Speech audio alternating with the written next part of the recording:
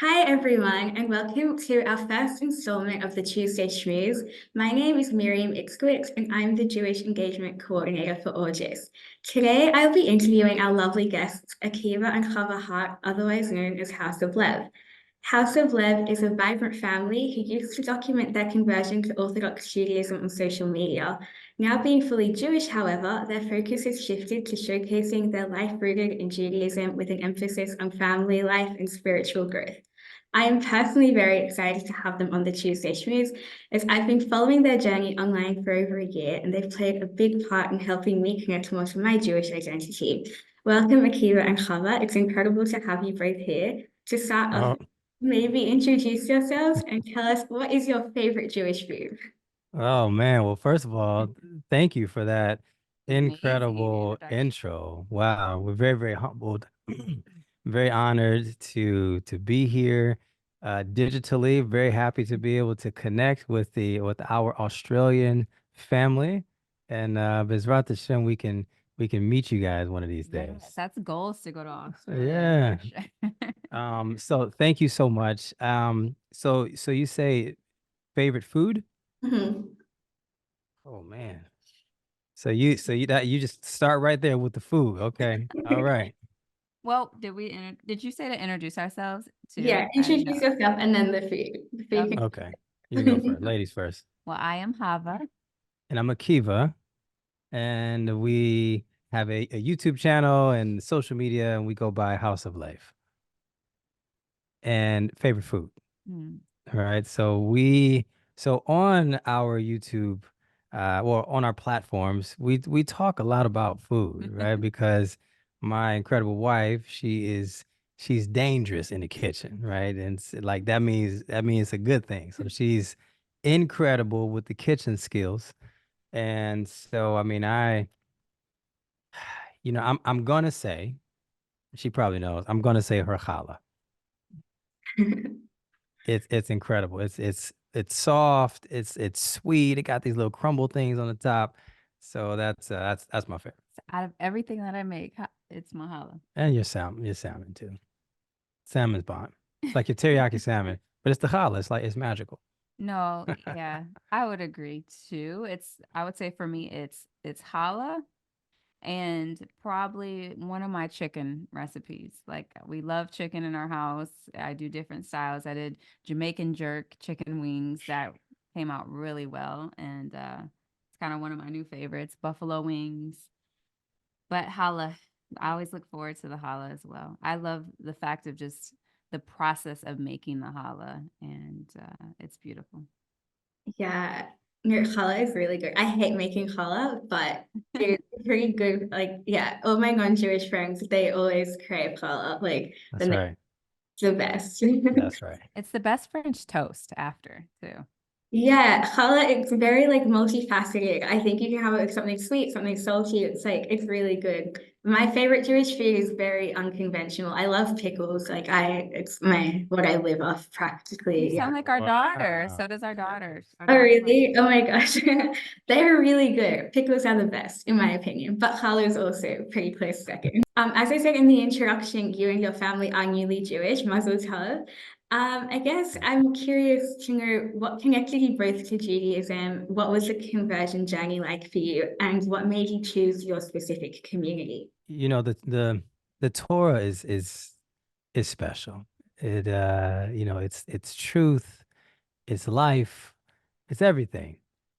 And so I'll go back a little bit.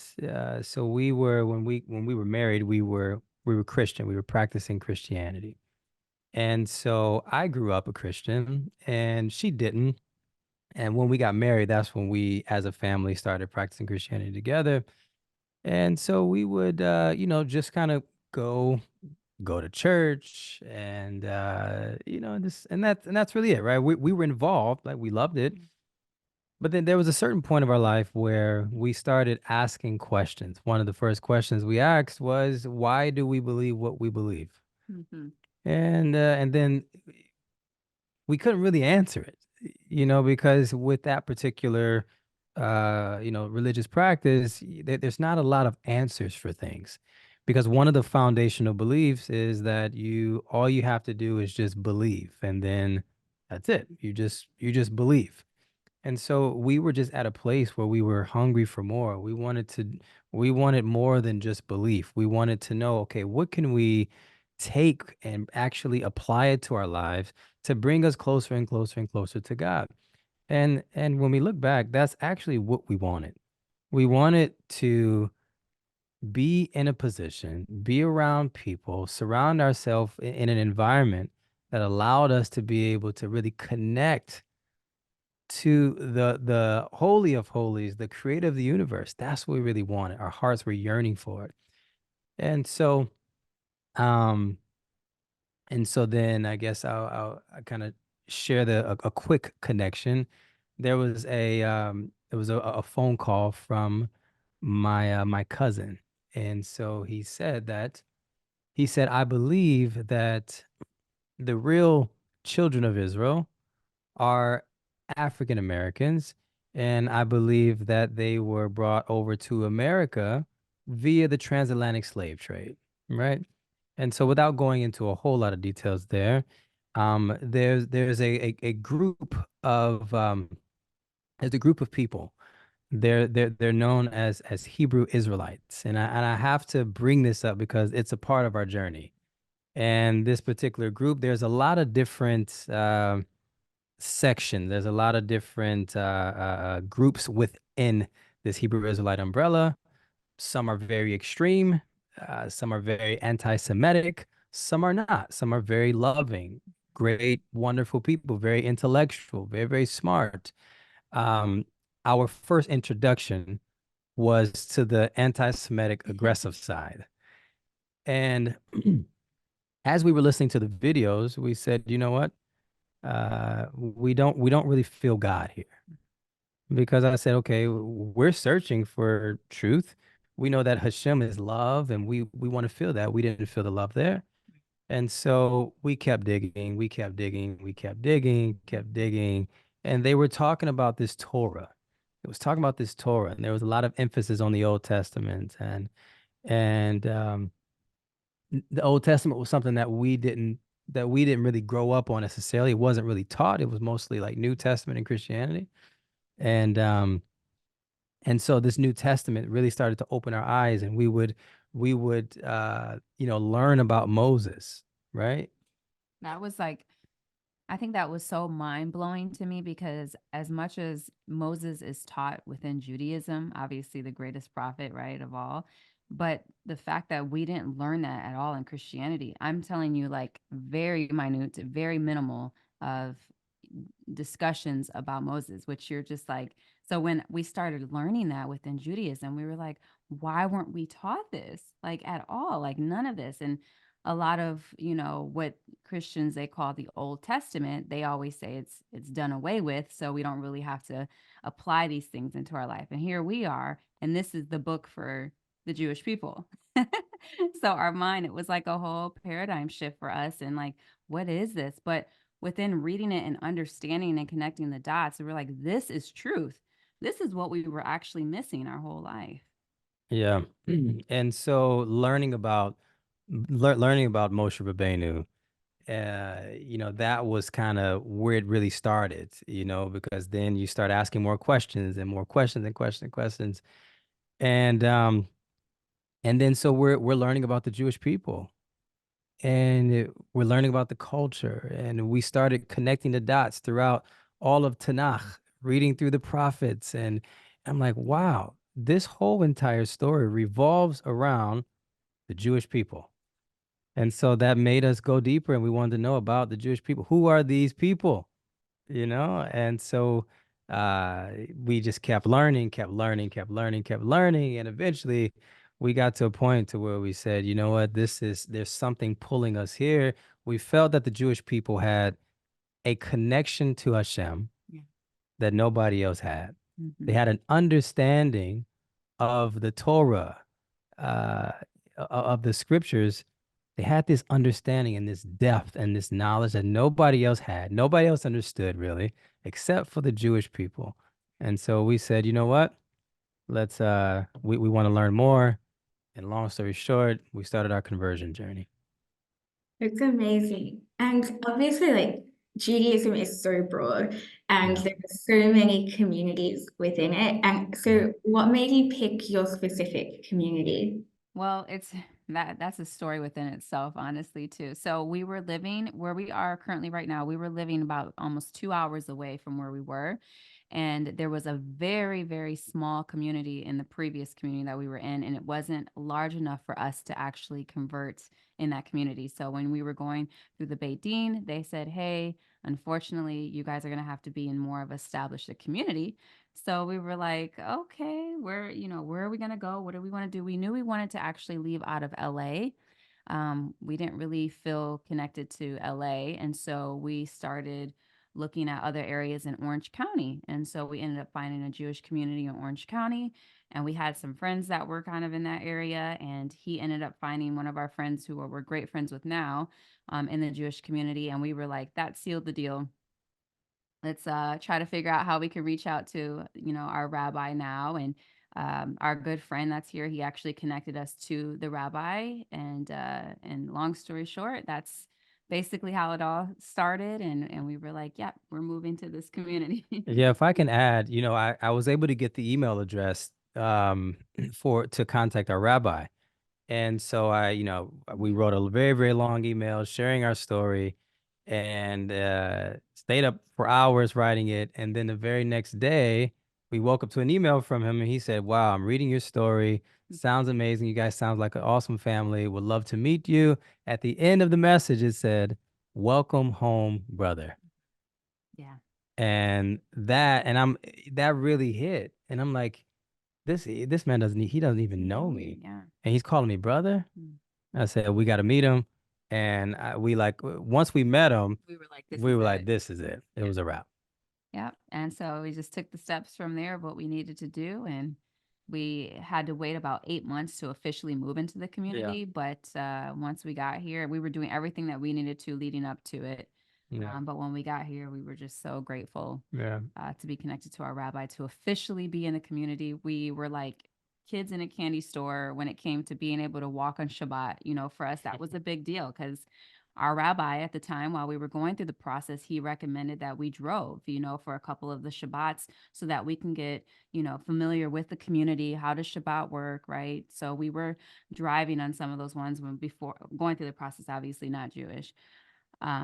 And it was just it was a great experience. Honestly, it really was. And our community is the most loving community ever. So we're truly, truly grateful. It's so great to hear. And kind of touching on what you said, Akiva, like about how the rabbi was he said, "Welcome home, brother." Like I think we often feel like Judy, like to the outside world, they don't know this, but being Jewish is like being part of a huge family. Like Mhm. you kind of will just stay at strangers' houses for Shabbos, and like people think that's like really weird, but it's so normal. Um, that being said, though, I think a lot of Jews in the Jewish community aren't necessarily connected by faith. Many view themselves as being culturally or ethnically or ancestrally Jewish, like with with very strong Jewish identities, but without like the strong religious component. And so I'm curious to know, since you've become Jewish, has your connection to Judaism changed on like a cultural or spiritual level? Yeah. Yeah, it was interesting because one of the things that really resonated with us when we started getting around the Jewish communities was it was the family dynamic, like how you said. It was very, very welcome and very open, and getting invited to random people's house for Shabbat, and but it was very, very reminiscent of where we came from. Like my family is huge on getting together, like Sunday dinners after church, right? It's just, hey, let's go over to grandma's house, let's sit down and eat, let's get together, family reunions, we barbecue, we got music, right? And so, and there was, when we got over to the Jewish community, it was like, wow, this really, really feels home, right? Now, even though we don't necessarily have those direct links as far as Jewish ancestry there, um, it was an easy transition, and we were very, very grateful for the Jewish community. And we know that that's not the case for everybody, but we were very fortunate to get connected to very, very warm people warm community, and they welcomed us with open arms. Yeah, I think if I can add to, I think though spiritually what happened though is when we did convert, just even more of that yearning and desire to go back to the land. Like we can't even explain it, but it was like after converting, that was like more, we just felt more spiritually connected to the Jewish people even more, and to the fact that we really wanted to make Aliyah. Like we knew after that point, like it's a desire for sure there. It's really interesting to hear that. We'll go back to that point in a bit. But actually kind of just like on the conversion train, we actually have a few students in AUJS who are in the process of converting to Judaism. Wow, Some have amazing. struggled. Yeah, it's amazing. I know quite a few and like they're wonderful people. But some of them have struggled with feeling like an outsider to the community and not feeling like Jewish enough. So I suppose I'm wondering, like, what advice would you have for those students who might not have a support system, like a family or a spouse who feel this way? And also, what could the broader Jewish community do to make Gerim and prospective converts feel more welcome? Yeah, it's a great question. It's a big thing, and it's this happens often. You know, we've heard multiple stories. We know people who have been in situations like that where maybe the community that they're in are not welcoming. And so we know people who have had to find a new community. And that's not easy, right? You gotta, especially when you have a family, right? And but even if you're single, you don't have a family, right? To kind of uproot and kind of, especially if you want to, if you want to live as an Orthodox Jew, a Torah observant Jew, then you want to be close to a shul. You can walk and you can be Shomer Shabbat, right? Um and so I think when it comes to the community, I think the community plays such a vital role in the Gerim's life, a vital role, because the community has the power to, I don't want to say make or break, but you know what I mean, but they have that influence, they have that ability to be able to really help that particular person grow in their Yiddishkeit, or to want to develop and become the best they're supposed to be, and to grow in Torah mitzvot, to learn halacha, and they can either turn them away or they can break them. You questioning, what, like, I'll be 100% honest. When we got here, nobody ever questioned us. Like, oh, are you Jewish? Where are you coming from? Nobody, we have not got that one time in our community. And that was something that we were very relieved about, because before we moved, we were hearing stories where people were getting questioned all the time. And that's something that you're not supposed to do. As a Jew, you're not supposed to question somebody that's going through a process, or even somebody. And then when they convert, you're not supposed to say, hey, what's your status, like trying to figure out, like, are you Jewish, right?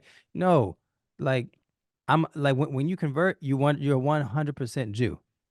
You know what I mean? It's like, no, like, I'm not a convert, I'm a Jew. I converted, but I'm a Jew, though. I'm 100% Jewish, just like you. I don't, and so that's one part. I think the community at large really, really need to be very sensitive, because think about it. Why is the mitzvah of loving the ger, why is that the most mentioned mitzvah in all of the Torah? There's a reason for that. The reason is like 32 times, 36 times it's mentioned, right? To not to, be mean to the ger. You got to treat the ger with respect. Why? Because you were a stranger in Egypt as well, right? Because you know what it was like to be a stranger when you were in Egypt. The ger, we don't have a family, right? Like, we have to, like, listen, we have to like disconnect ourselves almost to family at times, right? And I'm not saying like you disown your family, but I'm saying, like, there's a lot of cases where your non-Jewish family, they're not going to understand Jewish life. They're not going to understand why you can't call them on Saturday. They're not going to understand why you can't just eat any kind of food. You got to have a certain type of food you got to eat. They're not going to understand it, right? They're not going to understand, why I can't hug my girl cousins. You know what I mean? They're not going to understand that, right? And so it's tough. It's very, very tough. So our encouragement is for that person going through the process, you got to stay strong. I know that's like cliche, but you have to stay strong, and you have to find those people that are positive. You got to find and connect yourself with a support group that's going to encourage you, to lift you up. That's what you need, and you have to be careful with that. Yeah, I was gonna say that's the major part is just that support side of it, of just making sure who you're. I'm happy he said that. It's who you're surrounding yourself around. It's a very sensitive time for the convert. Going through this process, like you said, it could be a lonely journey. Yeah. Depending on, we're blessed because we had each other, right? And sometimes it's one or the other. We've seen where a couple where one wants to go through the process, the other doesn't. So then that's a situation. But the best thing that you could do is just support the people that are going through this process in any way that you can, and to love on them, to make them feel welcome, to never have them feel alone on a Shabbat. Yeah. They should always be welcomed at every Shabbat dinner. And that, because people don't realize the importance of inviting someone who's going through the process. They're learning, they're studying, they're watching what you're doing. We learned so much by being invited over people's houses That's for right. Shabbat. That's right. And it helped us so much because, and you have to think what a ger has to go through this process for 2 years, 3 years. I don't know. It depends on, the timing of their situation. But you have to think they weren't going through this their entire life learning. Even 2 to 5 years, that's still a short time to learn so much information that you have to learn. And so having just that support and guidance there to be able to help you means everything. Yeah. And I think one thing, if I can add, is that I believe that God has equipped every single person that's going through the process. He's equipped them with a strong back. Obviously, Yeah. there's a desire that you wanted, and so most of the time they're like, I don't care what anybody says or does, I'm going through this. Right. So we've just noticed that. So, but the support truly helps. I think I really like that you said that as well, because for everyone who's born Jewish, they don't have to have any knowledge at all. They're just a Jew regardless. You're taking on so much stuff. You're taking on all the Jewish knowledge and having to like practice a certain way, and as well as a history that wasn't originally yours, like taking on the history of the Shoah, taking on like the pogroms, everything that the Jewish people have endured is Right. saying, and it's so impressive to me that you're taking on such a rich history. Like I've always just been so fascinated as to why people would want to join. Like it's not a happy history we have, and so I think it's very noble and very impressive. So shifting gears slightly, now onto more Israel stuff. The situation in Israel obviously like shook us all, especially considering the fact that it took place over a hug. I'm curious to know how this affected or impacted your connection with Israel and how you've gotten through the difficulty of the last few months. It's not easy. Obviously, it's not easy for anyone. And I don't know a Jew who wasn't impacted. Right? Every single Jew was affected for sure. When we first heard about it, we just didn't know how to process it. Like you said, it was a chag. We were coming out of shul, and like our rabbi mentioned it during shul, and I'm like, nah, this can't. I'm thinking it's something little, something small, and then we get out and we started hearing more, and we like, this is wild, right? And then when the Shabbat was over, it just rocked our worlds. And so for us, as content creators, we were just trying to figure out like what do we do? What do we talk about? At this point. And so it was hard. Like we kind of push pause for a second just to kind of regroup, and so we did a video, and we just shared our hearts. We just shared how we felt at the moment.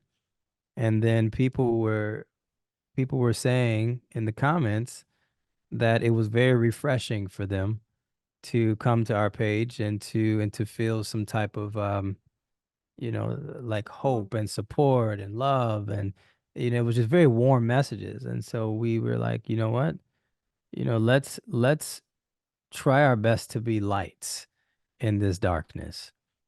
Well, if I can add too Yeah, really please. quick, there was people commenting saying, "We missed you guys. Where were you?" Some people were like, "We were concerned," and so that was really one of the things that kind of allowed us to keep going, because it was like we were just at this place of like we knew we were almost at the end of our conversion as well, but then this all happened, and so then we're like, well, what do we even talk about? We were kind of conflicted. I'm like, do we have joy at this moment and share the joy that we feel right now, but that at the same time is all this? And so when we released that video, that gave us, we felt like that was like Hashem's way of saying like, yes, this is, you guys got to keep going, talk about this, we need hope, we need light.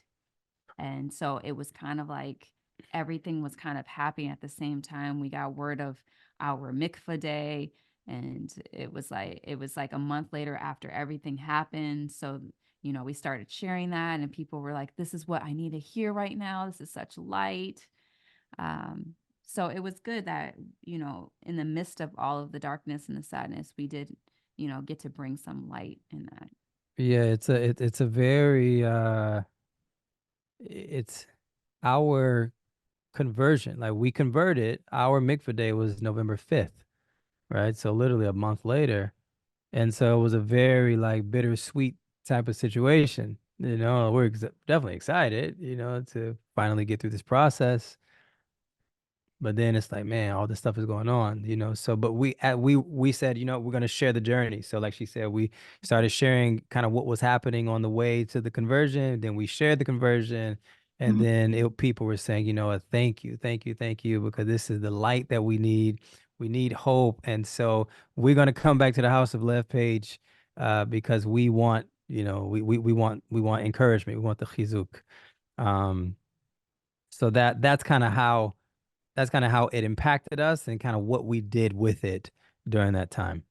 Yeah, just kind of touching on that, I think it's really interesting because I think November was like around Kislev, I think, which is like that's like the month of miracles, and obviously like how do you kind of compare like miracles to like this tragedy in Israel, Yeah. but also around the time that you converted as well. Like I know three Jews who have babies. Like I think as sad as everything going on is, we had so much new Jewish life at that Yeah. time. Mhm. I think Yeah. that's so wonderful and miraculous. Yeah. And yeah, we're the people who are going to keep Judaism alive. Like we won't let them win. That's Um, right. and also, you obviously announced recently that you're in the process of making Aliyah. Mazel tov, very Thank you. exciting. Thank I you. hope to Thank do it you. one day too. That's Um, right. Amen. what drew you to make this decision, and how are you feeling, especially considering the current situation? You know, first thing I'll say is the Jewish people are called the children of Israel. you know, it's our land. It's our home. When you read the Tanakh, the whole entire Tanakh revolves around the land of Israel.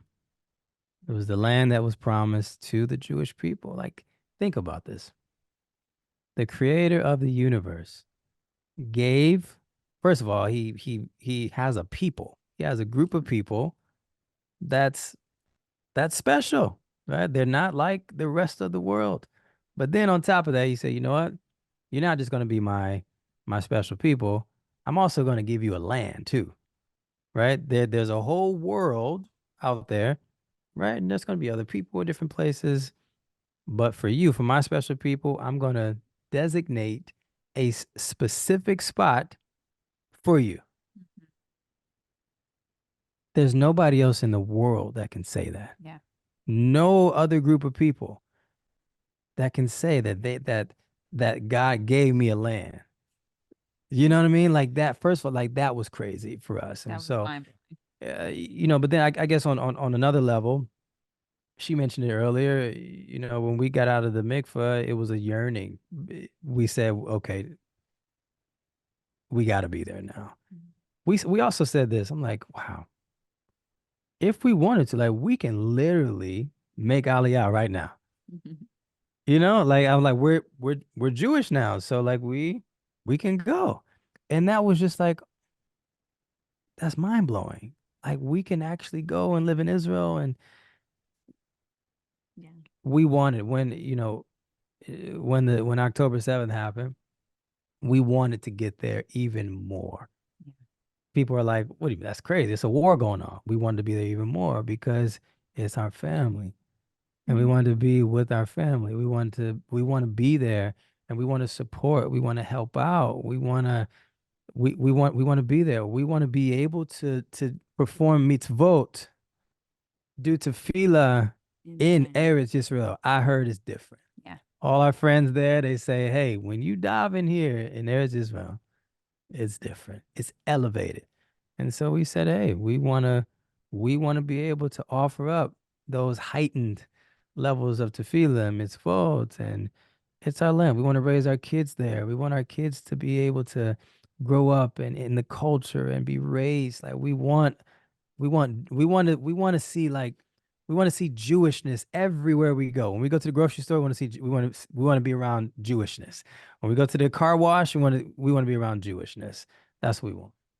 Yeah, and just what we hear, there's nothing like Israel. There's nothing like it's family. Like you were speaking, you're like, when people learn about Judaism and they might think the people from the outside go, wow, you could just go spend the night at anybody's house if you don't know them. I can't tell you the amount of invites that we have when we get there of like, oh, just you could stay in my back house, or please stay with us here, or you got, and we're like, this is amazing because what? We're all family. Yeah.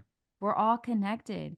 And I have to say this because, with everything that's going on, I feel I haven't even been to Israel. That's the crazy thing. I haven't even been, but I feel like when I go, I'm going to feel safer there than what I feel here. And I feel like that, well, I heard this. Somebody had said that at least when you're in the land, you know who your enemies are. Versus you being in the diaspora, you don't know who your enemy is. You don't know who your neighbor could be, or who's liking you, and just so much that we're dealing with. But it's like at least there we know who our family is, and we can all support one another.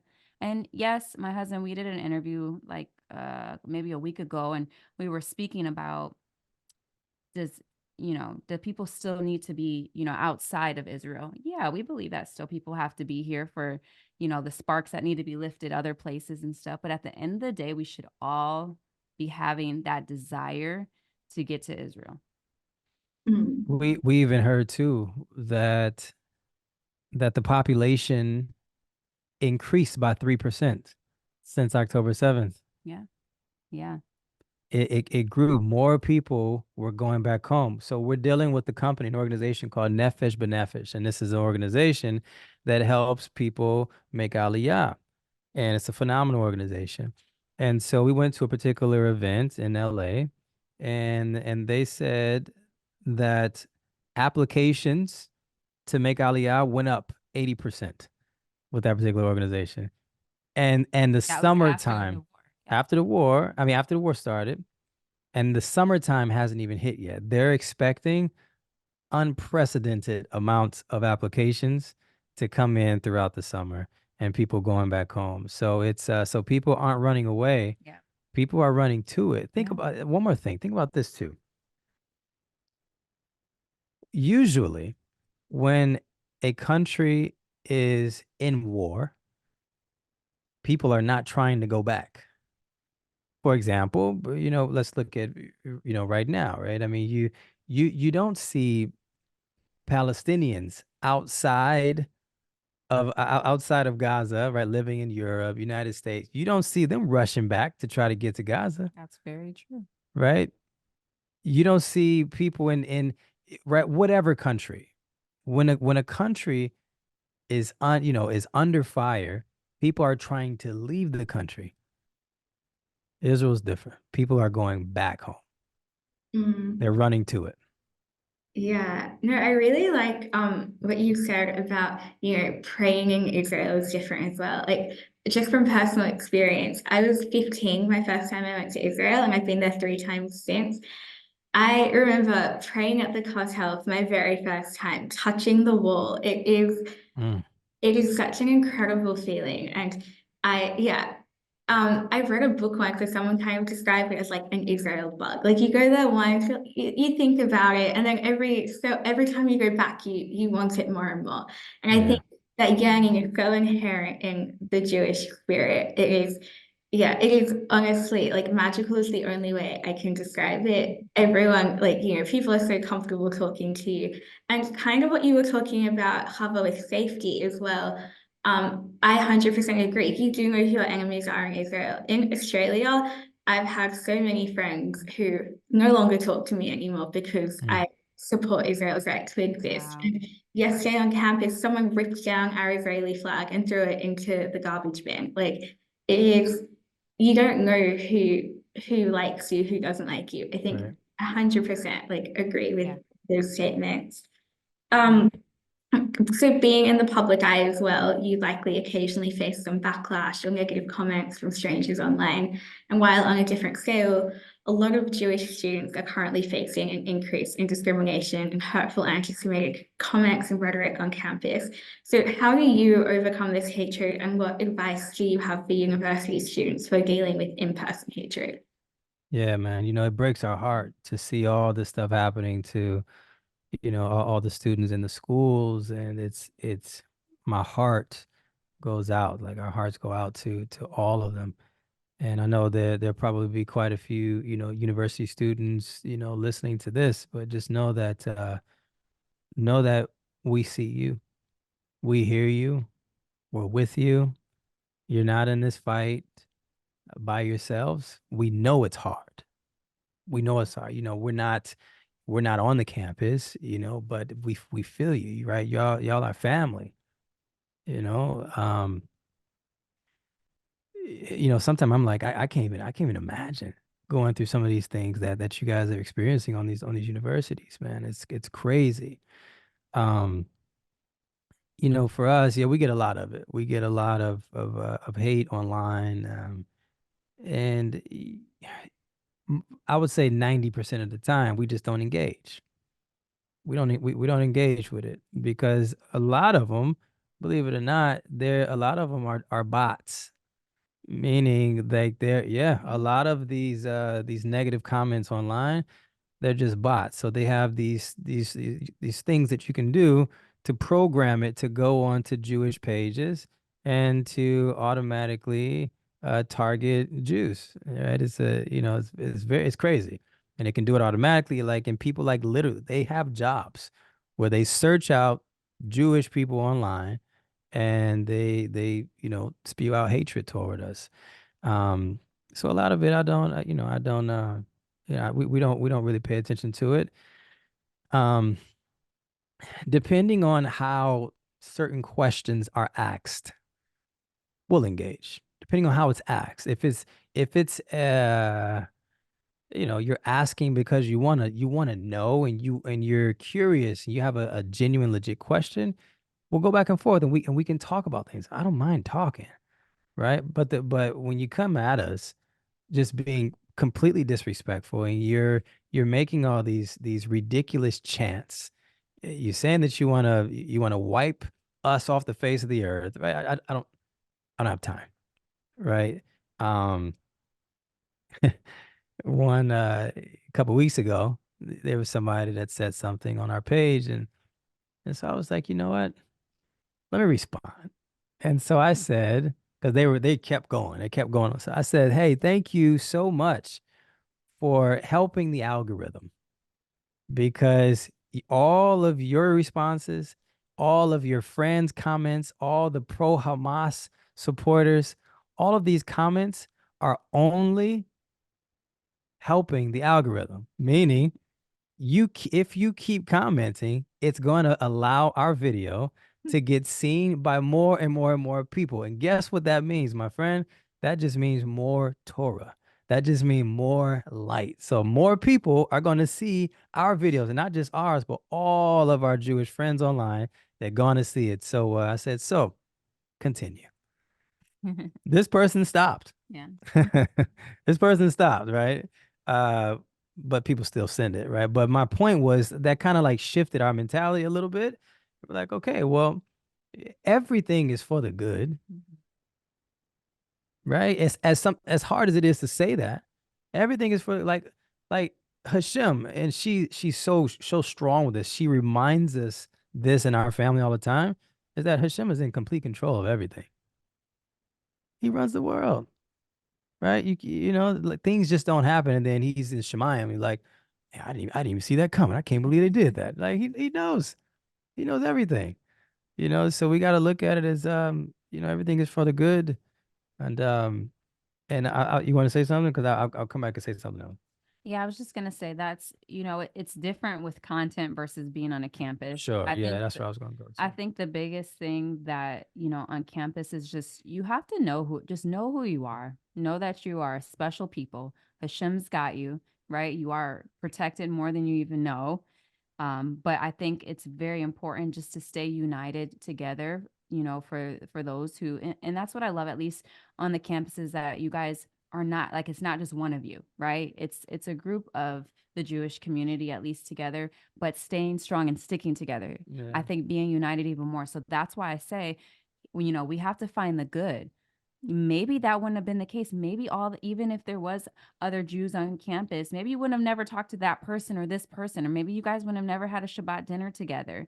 But looking at the unity of saying, okay, this is my brother and my sister. Like, let's be unified, let's connect, and seeing so much unity. So you have to find something good within all of that darkness. And I think the goodness is just stay unified, and that we're more stronger and unified more than ever right now. Beautiful. That's all for our first installment of the Tuesday Schmooze.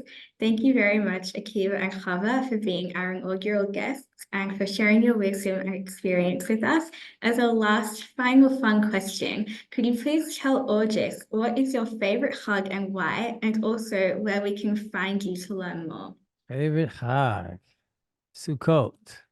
It's the same for both of us. We love Sukkot. Sukkot. It's that sukkah, being in there with your family, living in it, doing everything in it. It's just beautiful. It's magical in that thing. To be able to You know? decorate it so Yeah. beautifully, and just, to be able to take in everything, and really kind of be out of your comfort, right? Because you're supposed to spend most of your time, out there, and I think that during that time, I do see our family just connected even more so, and even unplugged from just the mundane and everything during that time. So it's special to us. It's one of our favorites. Yeah. Yeah. And and you can find us on all the social media platforms, our website, houseoflev.com. And from there, you can connect with us from everywhere, the YouTube, the TikTok, the Instagram. And you can email us. We have our email address there. And feel free, if you want to share that with them, feel free to share our email address. People can reach out to us and connect. We're very, very grateful. We're very grateful to be able to have this time, and stay encouraged. We love each and every one of you, and just know that now is the best time to be Jewish. That's What right. do I mean by that? Don't hide. Be proud. Be happy, right? Hashem said that we are the light of the world. Mm. Why did he say that? Because he knew that there was going to be a time where there was going to be a lot of darkness. Each and every one of us, we have a light. We have a light. And now is the best time to be Jewish and turn on all of those lights and shine and be in simcha. Don't hide. Don't run. Am Yisrael Chai.